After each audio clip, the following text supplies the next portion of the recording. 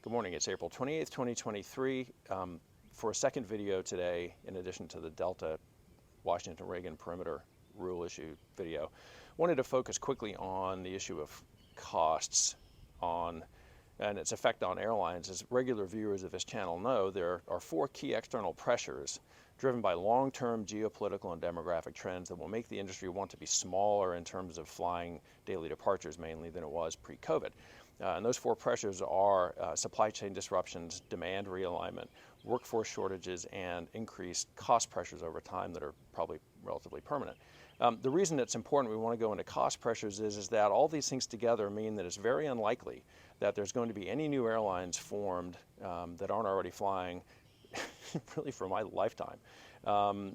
Even if an airline could find pilots and other workers, which is very difficult given the slightly shrinking demographic profile of the United States, it's not reasonable to think that any reasonable investor would capitalize an airline, because the chances of making a reasonable rate of return on an investment have really practically evaporated.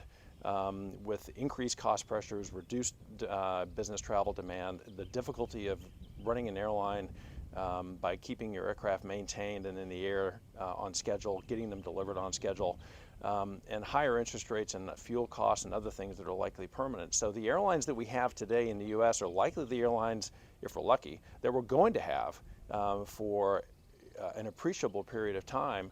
And therefore that really should impact how airports, airlines, and the federal government think about regulating and helping aviation to be successful, because the policies that worked in a growing, relatively unconstrained environment in 1993 or 2003, those conditions are gone, probably forever.